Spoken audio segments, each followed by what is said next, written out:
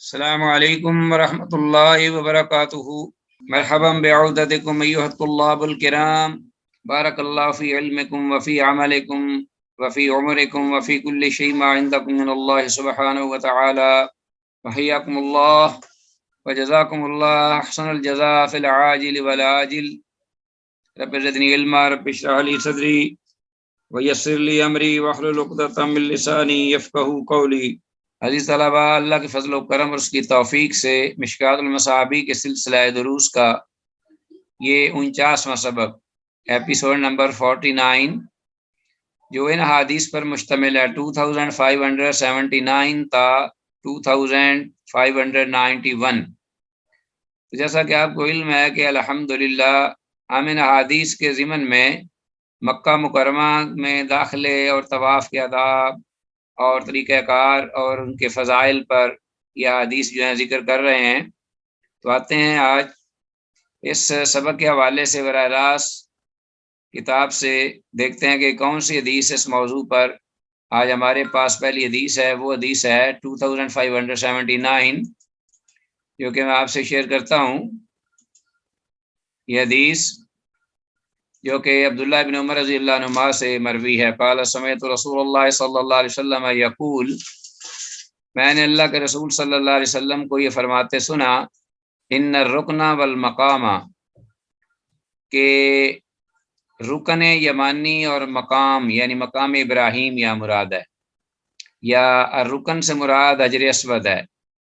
جب صرف الرکن کا لفظ ہو تو اس سے مراد حجر اسود ہوتا ہے، رکن یمانی نہیں۔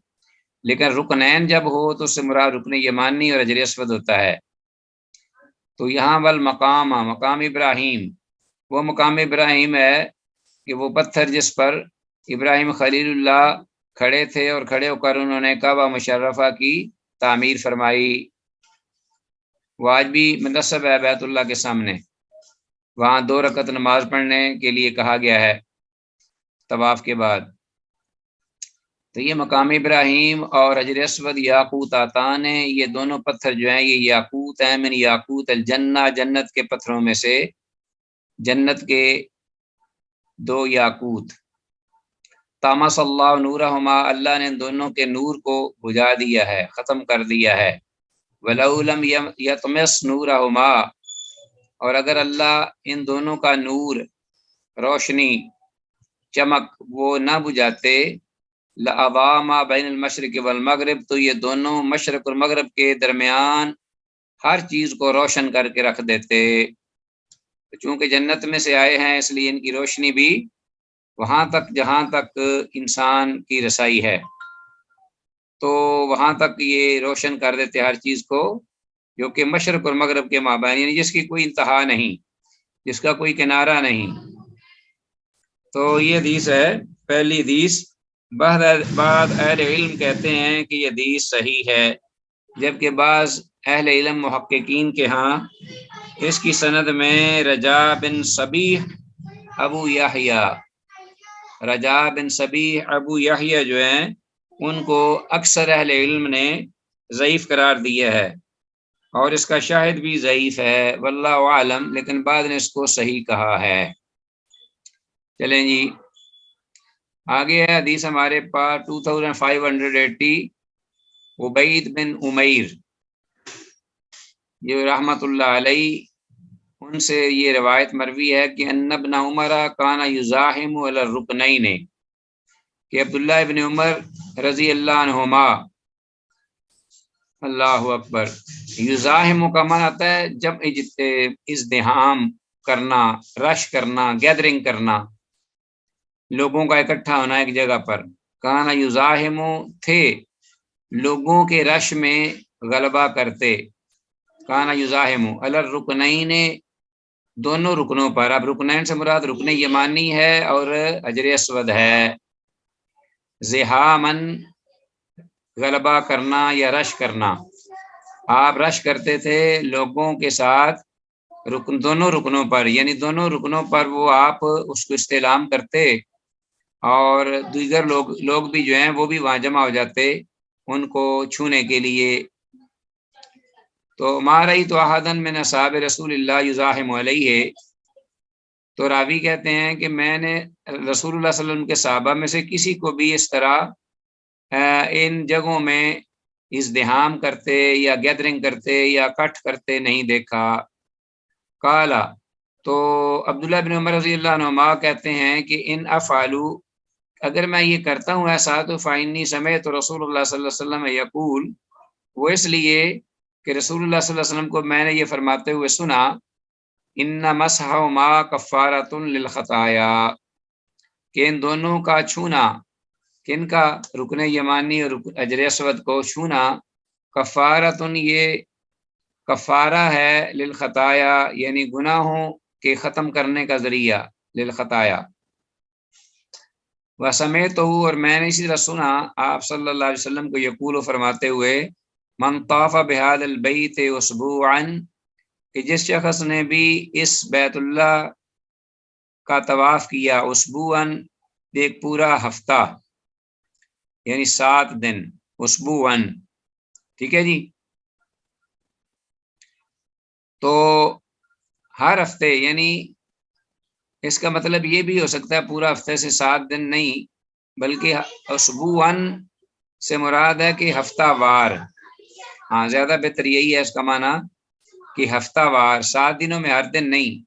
بلکہ ہفتہ وار 7 دنوں میں ایک بار بھی اگر اس نے بیت اللہ کا طواف کر لیا، فاحصاہ، تو اس کو اس نے کیا ہوا، ہاں اس کی حفاظت بھی کی، فاحصاہ، ٹھیک ہے جی۔ تو مطلب یہ ہے کہ طواف کرتے ہوئے ذکر کرے، اذکار کرے، اچھی گفتگو کرے، قرآن کی تلاوت کرے، دعائیں کرے، تو کوئی ایسا کلام یا جو کہ منافی ہو اس کے آداب کی ایسی بات نہ کرے، یعنی حفاظت کرتے ہوئے اس کے آداب کو ملحوظ خاطر رکھتے ہوئے، فاحصاہ، تو اس کا اجر کیا ہوگا، کانا کے رقبۃ، گویا کہ اس نے ایک گردن آزاد کی، اس کو ایک گردن آزاد کرنے کی طرح کا اجر و ثواب ملے گا۔ وسمعت، تو اور اس طرح میں نے آپ صلی اللہ علیہ وسلم کو سنا، یقول فرما رہے تھے، لا یدع قدما ولا یرفع اخرى، کہ طواف کرتے ہوئے، ہاں جی، طواف کرتے ہوئے آدمی یدع قدما، نہیں، لا یدع نہیں اٹھاتا کوئی قدم پاؤں، ولا یرفع اخرى نہیں، یدع نہیں رکھتا کوئی اپنا قدم پاؤں، ولا یرفع اخرى اور نہ کوئی اٹھاتا ہے اپنا کوئی دوسرا قدم پاؤں طواف کرتے ہوئے، الا حط اللہ عنہ بها خطیۃ، مگر اللہ تعالیٰ گرا دیتے ہیں، مٹا دیتے ہیں اس سے اس کی ایک غلطی یعنی گناہ، وکتب لہ بها حسنہ، اور اس کے بدلے ایک نیکی اس کی لکھ لیتے ہیں۔ سبحان اللہ۔ رواه ترمذی، سے امام ترمذی نے روایت کیا ہے، تو اس حدیث کی سند صحیح ہے، ٹھیک ہو گیا جی۔ اور سنن ابن ماجہ میں ہے کہ عبداللہ بن عمر رضی اللہ عنہما سے مروی یہ روایت ہے کہ نبی مکرم صلی اللہ علیہ وسلم خانہ کعبہ کے 4 کونوں میں سے کسی کو نہ چھوتے تھے سوائے حجر اسود اور دوسرا جو اس کے قریب ہے یعنی رکن یمانی۔ آپ صلی اللہ علیہ وسلم صرف ان دونوں کو استلام کرتے تھے۔ رکن یمانی کو استلام کرتے وقت فرمایا کرتے تھے بسم اللہ واللہ اکبر، رکن یمانی کو چھوتے، اشارہ نہیں کرنا، اشارہ صرف حجر اسود کو کر سکتے ہیں، رکن یمانی کو اگر چھو سکتے ہیں بغیر بھیڑ اور ازدحام کے تو کوئی حرج نہیں، اور اس میں کرنا ہے کیا، بسم اللہ واللہ اکبر، کیا یہ پڑھنا ہے۔ اور جب حجر اسود کے پاس آپ آتے تو آپ صلی اللہ علیہ وسلم اللہ اکبر کہتے، صرف یہ بسم اللہ واللہ اکبر نہیں کہتے تھے، واللہ عالم۔ تو یہ روایات میں یہ الفاظ کا ذکر ہوا ہے، اس میں فرق کرنا ہے۔ آگے ہمارے پاس حدیث ہے 2581، عبداللہ بن صائب رضی اللہ تعالیٰ عنہ سے، وہ کہتے ہیں سمعت رسول اللہ صلی اللہ علیہ وسلم یقول ما بین الرکنین، میں نے سنا اللہ کے رسول صلی اللہ علیہ وسلم کو آپ فرما رہے تھے یہ رکن یمانی اور حجر اسود کے درمیان چلتے ہوئے جو فاصلہ ہے اس میں آپ یہ پڑھ رہے تھے ربنا آتنا فی الدنیا حسنۃ وفی الآخرۃ حسنۃ وقنا عذاب النار۔ رواہ ابو داود، سے امام ابو داود نے روایت کیا ہے، اور یہ حدیث جو ہے اس کی سند صحیح ہے، اور اسی پر اہل علم کا عمل بھی ہے، ٹھیک ہے جی۔ بعض لوگوں نے اس کو ضعیف ہونے کا اشارہ دیا ہے، واللہ عالم۔ تو بہرحال حدیث جو ہے یہ صحت کے قریب ہے بنسبت ضعف کے، واللہ عالم۔ آگے ہے حدیث 2582، وان صفیہ بنت شیبہ، صفیہ بنت شیبہ رضی اللہ تعالیٰ عنہ بیان کرتی ہیں، کہتی ہیں قالت اخبرتنی بنت ابی تجراتا، کہ مجھے ابی تجرات کی بیٹی حبیبہ رضی اللہ تعالیٰ عنہ نے بتایا، ان کا نام حبیبہ تھا، ہاں جی، اخبرتنی بنت ابی تجرات، صفیہ بنت شیبہ رضی اللہ عنہ کہتی ہیں کہ مجھے خبر دی ابو تجرات کی بیٹی نے، اور جس کا نام حبیبہ تھا۔ قالت، وہ کہتی ہیں کہ دخلت مع نسوۃ من قریشن، کہ میں داخل ہوئی قریش کی کچھ عورتوں کے ساتھ، قبیلہ قریش کی کچھ عورتوں کے ساتھ مکہ میں، دار آل ابی حسین، ابو حسین کے آل کے گھر، ابو حسین کی آل کے گھر، یا ابو حسین کے گھر کہہ لو، ایک ہی بات ہے، ابو حسین کے اہل کے گھر یا ابو حسین کے گھر میں داخل ہوئی قریش کی کچھ عورتوں کے ساتھ، ننظرو الی رسول اللہ صلی اللہ علیہ وسلم، کہ ہم دیکھنا چاہتے تھے رسول اللہ صلی اللہ علیہ وسلم کی جانب، وہوا، اس حال میں کہ وہ یسعی بین الصفا والمروہ، کہ اس حال میں کہ وہ صفا اور مروہ کے درمیان سعی کر رہے ہوں، جب صفا اور مروہ کے درمیان وہ سعی کر رہے ہوں تو اس وقت ہم آپ کو دیکھنا چاہتی تھیں۔ فرائی تو کہتی ہیں صفیہ بنت شیبہ کہ میں نے دیکھا آپ صلی اللہ علیہ وسلم کو، یسعی، آپ دوڑ لگا رہے، آپ سعی کر رہے تھے، وَإِنَّ مِزَرَهُ لَيَدُورُ مِنْ شِدَّةِ السَّعْيِ، اور آپ کا جو تہبند تھا، یعنی چادر آپ نے ازار جو باندھی ہوئی تھی، وَإِنَّ مِزَرَهُ، یہ لَيَدُورُ، وہ البتہ بکھر رہا تھا، من شدت السعی، سعی کی شدت کی وجہ سے، سعی یعنی آپ اس شدت کے ساتھ، اس انہماک کے ساتھ، اس توجہ کے ساتھ، اس اہتمام کے ساتھ کر رہے تھے کہ آپ کی جو چادر ہے بندھی ہوئی وہ اڑ رہی تھی، جو آپ نے لپیٹی ہوئی تھی،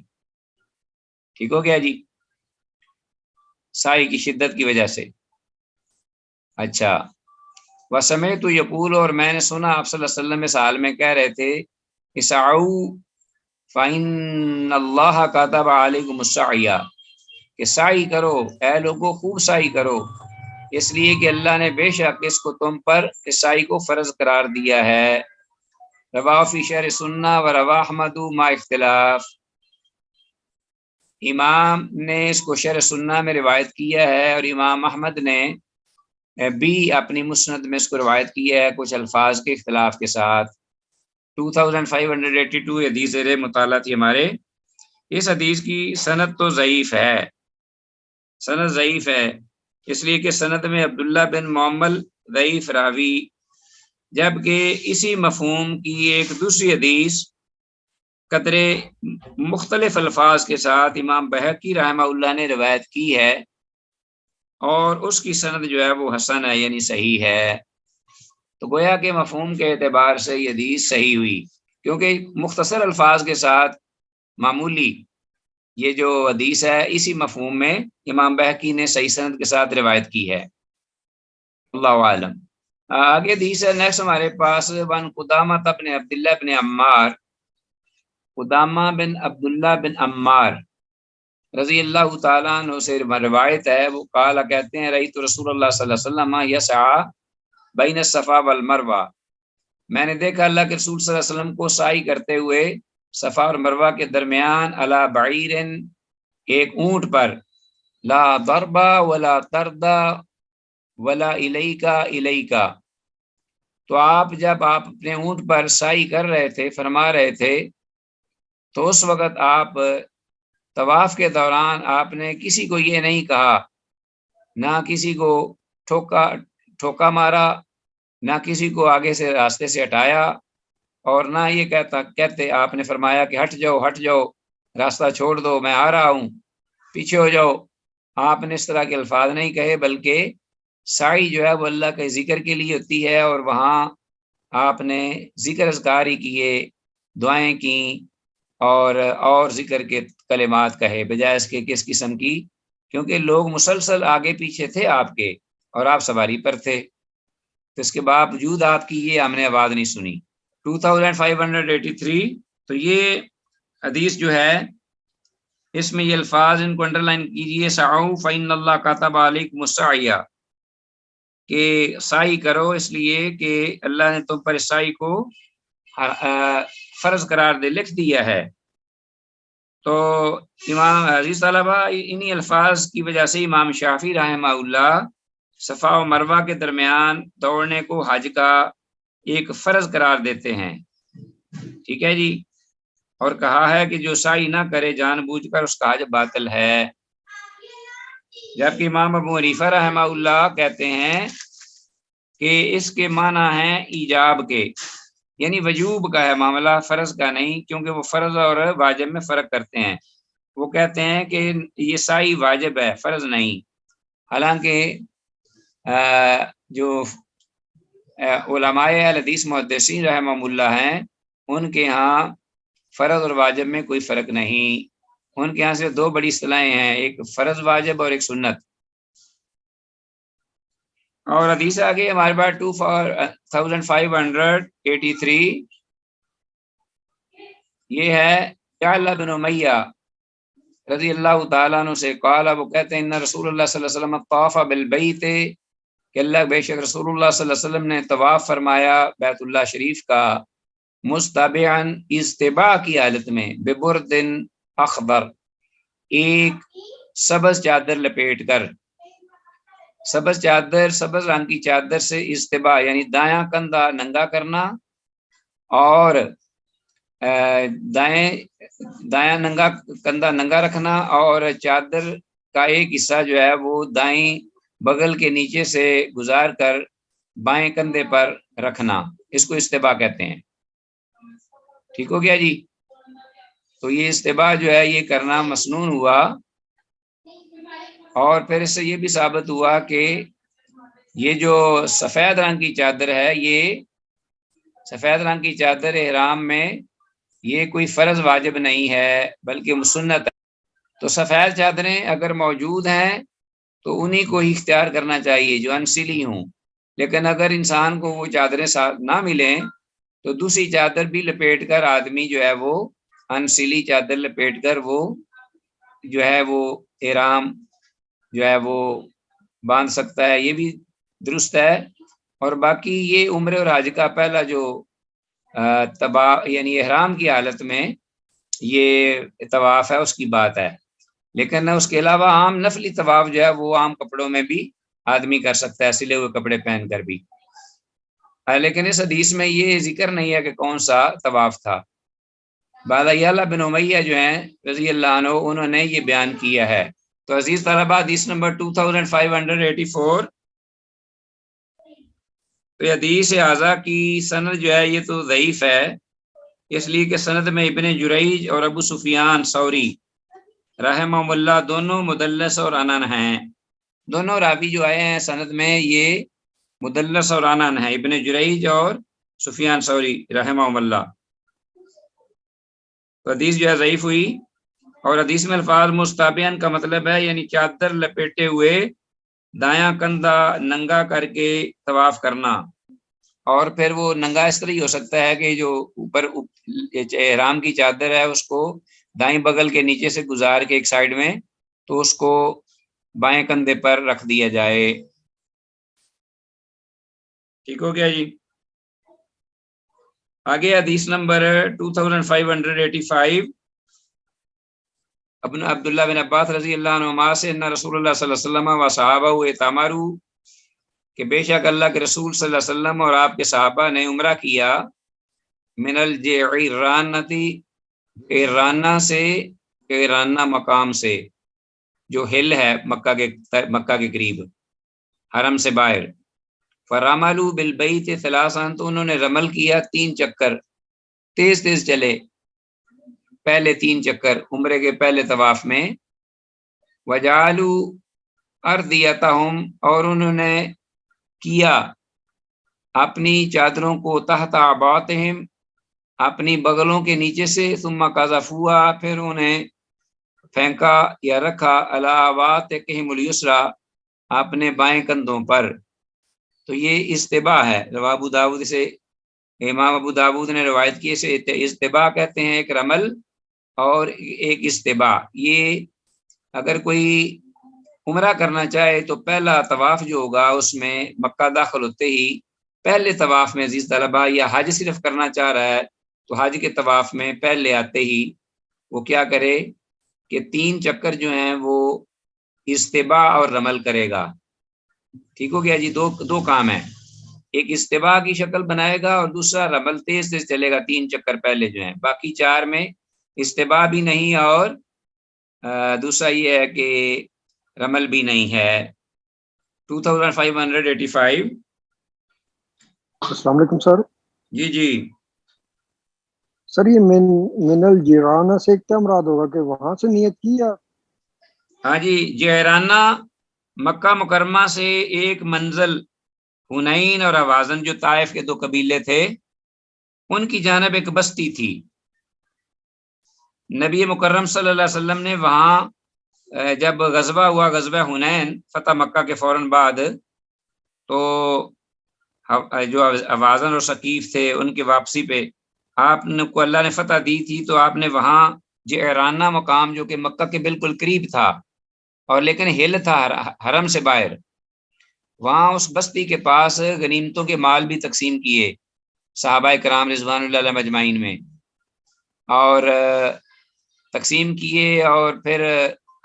آپ وہاں سے آپ نے احرام بھی باندھے. تو آپ نے وہاں قریباً کم و بیش 17 دن گزارے تھے اس مقام پر. یہ بڑا معروف واقعہ ہے. تو اس سے یہ بھی معلوم ہوا کہ طواف کے پہلے 3 جو چکر ہیں پھیرے ان میں استباح سنت ہے. تو بعض لوگ جو ہیں وہ پورا طواف ہی اسی طرح کرتے ہیں، بھاگتے ہوئے اور استباح کی شکل میں، لیکن یہ پہلے 3 چکروں میں ہے. تو جعرانہ جو ہے یہ ہل کی ایک جگہ ہے، جس طرح کہ حضرت مسجد عائشہ تنعیم میں ہل کی جگہ، وہاں سے لوگ احرام باندھتے ہیں، جعرانہ سے بھی باندھ سکتے ہیں. جو مکہ میں رہنے والے لوگ جعرانہ کے قریب ہیں وہ ادھر سے باندھ لیں. بہرحال اصل مقصد یہ ہے کہ ہل میں جانا ہے، حرم سے نکلنا ہے احرام باندھنے کے لیے. اگر کوئی باہر سے آ رہا ہے تو وہ بھی وہاں سے باندھ سکتا ہے، اور اگر کوئی مکہ میں رہنے والا عمرہ کرنا چاہے تو وہ بھی کسی مقام میں باہر نکل کر وہ احرام باندھ سکتا ہے. سر یہ جو مسجد جیرانہ پر جو احرام باندھنے کی جگہ بنی ہے، پھر اس کا مطلب وہاں سے ٹھیک ہے عمرے کی بالکل نیت کوئی کرنا؟ بھی، بلکہ ان دونوں کے علاوہ بھی مکہ کے چاروں طرف آپ نے کسی بھی مقام سے ہل، جو اہل مکہ ہیں وہ جب عمرہ کرنا چاہیں تو وہ انہیں ہل میں باہر آنا پڑے گا احرام کے لیے. اسی طرح وہ لوگ جو باہر سے جاتے ہیں، مثلا مکہ میں ان کی ملازمت ہو جاتی ہے، عرب نہیں ہے، وہاں ان کی رہائش ہے مستقل، تو وہ بھی انہی کے حکم میں ہو جائیں گے. اور لیکن جو باہر سے آنے والے لوگ ہیں وہ مثلا ہم اگر جاتے ہیں احرام عمرہ کے لیے، یا کوئی یو اے سے آ رہا ہے، یا کوئی شام سے آ رہا ہے، یا کوئی مصر سے آ رہا ہے، تو وہ جب داخل ہوں گے عمرہ کے لیے تو انہیں اپنا احرام، اس کی نیت میقات سے کرنی ہوگی، میقات سے، جو میقات مقرر ہیں ان لوگوں کے. تو ان کے لیے جائز نہیں ہے کہ مکہ آ کر پھر دوبارہ ہل میں جائیں. پھر میں نے دیکھا کہ بعض لوگ، جی میں نے 12 عمرے کیے ہیں، جی میں نے 10 عمرے کیے ہیں، عمروں پہ عمرے کرتے چلے جاتے ہیں، پتہ نہیں کہاں سے انہوں نے مسئلہ لیا ہے، اس کی کوئی دلیل نہیں. عمرہ ان کا صرف وہی پہلا عمرہ ہے جو میقات سے انہوں نے کراس کیا ہے. باہر کے لوگوں کے لیے ایک ہی عمرہ کافی ہے. کسی بھی صحابی سے ثابت نہیں، نہ اللہ کے رسول صلی اللہ علیہ وسلم سے کہ آپ نے یہ کہا لو جی مکے میں آئے ہوئے فائدہ اٹھاؤ، جاؤ بار بار ہل میں جا کر عمرے کرو، کہیں بھی ذکر نہیں ہے. آپ کا عمرہ وہ ایک ہی عمرہ. ہاں اگر آپ، یہ ہو سکتا ہے کہ اگر مثلا آپ مکہ میں ہیں، ایک عمرہ آپ نے کیا، مکہ میں ٹھہرے، پھر آپ نے کہا کہ ہم مدینہ جائیں، مدینہ چلے گئے، لیکن پھر آپ کو موقع ملا مکہ دوبارہ آنے کا، تو پھر آپ میقات سے گزر رہے ہیں، تو پھر آپ باندھ لیں احرام کا، احرام عمرے کا، پھر جائز ہے. میقات سے گزرتے ہوئے کرنا ہوگا. باہر ہل سے نکلنا صرف اہل مکہ کے لیے یا جو اہل مکہ کے ساتھ اقامت کے حکم میں ہیں. واللہ عالم. چلیے آگے ہمارے پاس حدیث 2586 عبداللہ بن عمر رضی اللہ عنہ سے روایت ہے. دوسری فصل شروع ہوئی ہے اس باب کی، تیسری الفصل الثالث.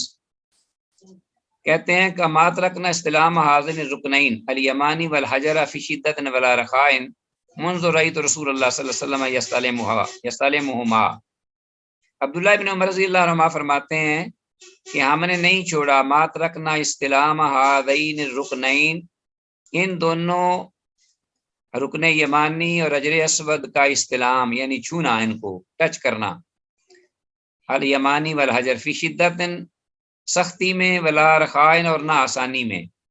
شدت اور سختی دونوں صورتوں میں، آسانی میں بھی ہم نے ان دونوں کو چھوا ہے طواف کرتے ہوئے.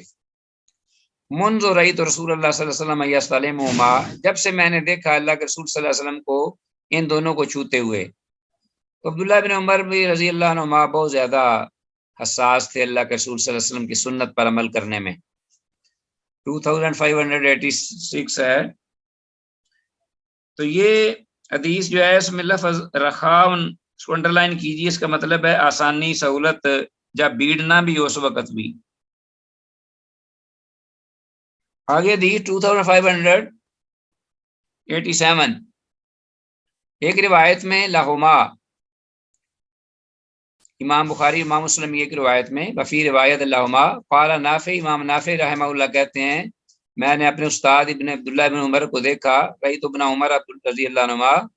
یستلم الحجر بیدہ، کہ حجر اسود کو آپ چھو رہے ہیں. ثم قبل یدہ، پھر آپ نے اپنے ہاتھوں کو بوسہ بھی دیا.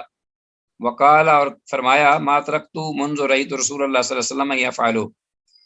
کہ میں نے جب سے اللہ کے رسول صلی اللہ علیہ وسلم کو ایسا کرتے دیکھا ہے میں نے یہ عمل نہیں چھوڑا.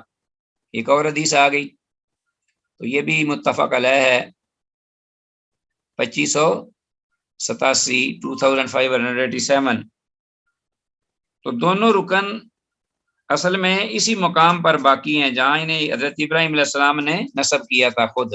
بیت اللہ شریف کی تعمیر کے وقت.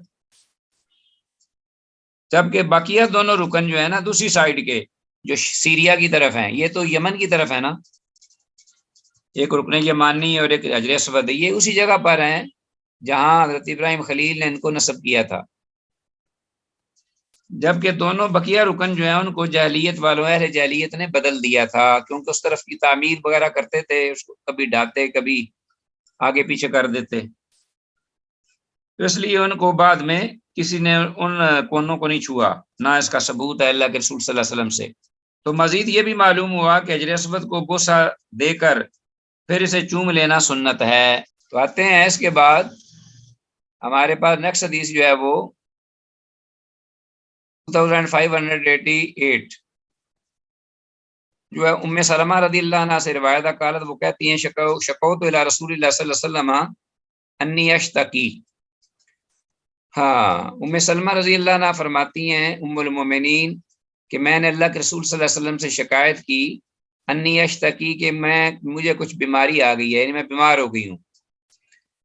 فقال، تو آپ صلی اللہ علیہ وسلم نے فرمایا طوفی من وراء الناس، کہ لوگوں سے پیچھے پیچھے ہٹ کر طواف کر لو، الگ ہو کے پیچھے پیچھے رہ کے. وانت راکبتن، اور تم سوار ہو جاؤ اس حال میں کہ تم سواری بھی کر سکتی ہو. فطفت ورسول اللہ صلی اللہ علیہ وسلم یصلی الی جنب البیت، تو کہتی ہیں کہ میں طواف کر رہی تھی اور اللہ کے رسول صلی اللہ علیہ وسلم اس حالت میں بیت اللہ کے پاس ہی ایک پہلو میں ایک سائیڈ میں یقرأ تلاوت کر رہے تھے قرآن مجید میں ان صورتوں کی، والطور و کتاب مستور، یہ آیات پڑھ رہے تھے سورہ طور کی، والطور و کتاب مستور فی رق منشور والبیت المعمور والسقف المرفوع والبحر المسجور، یہ آیات پڑھ رہے تھے متفق علیہ. تو 2588